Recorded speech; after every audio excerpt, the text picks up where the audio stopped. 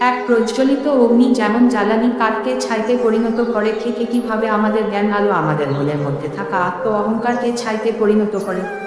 শ্রীকৃষ্ণ বল, রাধে রাধে। দুই সততার সাথে কর্ম করতে জীবনে বহু বাধা সম্মুখীন হতে হবে। ধৈর্য থাকলে অবশেষে গর্বের সাথে জয় তোমারই হবে। বল, রাধে রাধে। তিন, সমস্যা মনেই জীবনে থেমে যাওয়া নয়। সমস্যার অর্থ হলো নতুন কিছু শিখে সমাধানের পথ খুঁজে বার করা।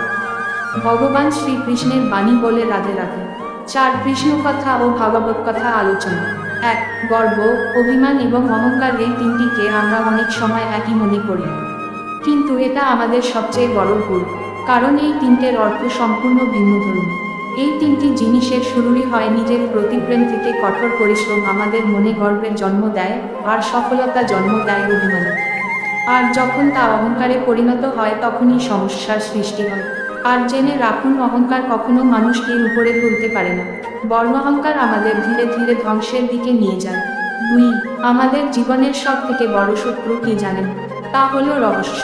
আপনার রহস্যই আপনার বিনাশ ঘটাতে পারে, সে আপনি যত বড়ই হন না কেন।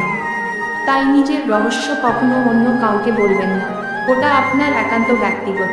তিন, আমাদের মানব শরীর পঞ্চ ইন্দ্রিয় দিয়ে তৈরি, যা আমাদের সব জিনিস ইন্দ্রিয়গ্রাহ্য করতে সাহায্য করে। যেমন চোখ দিয়ে আমরা দেখি, নাক দিয়ে শ্বাস প্রশ্বাস নিই।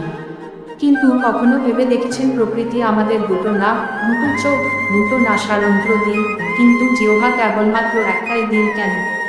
কারণ প্রকৃতি চায় আমরা কথা বলি কম, কারণ অধিক কথাবার্তা বাচালতাই অনেক সময় বিনাশের কারণ হয়। চার, মানুষ এমন একরকম বিচিত্র মানুষ যে তার থেকে আর্থিক দিকে ছোট কাউকে সকল সময় হ্যাঁ করার চেষ্টায় থাকে, এবং তাদের কিভাবে উন্নতি হবে সেটার পথ না দেখিয়ে বরং তাদেরকে সবসময় বলে তোমরা জীবনে কিছুই করতে পারবে না, তাদেরকে সবসময় অন্যের কাছে ছোট করার চেষ্টা করে থাকে। কিন্তু আমরা এটা ভুলে যাই যে আমাদের চেয়েও অধিক শক্তিশালী কেউ একজন পৃথিবীতে আছে, আর তা হলো সময়। আর এই সময় সব কিছু সঠিক সময়ে জবাব দেয়।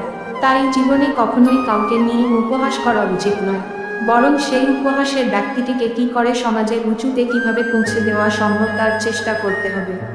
কৃষ্ণ কথা আলোচনা।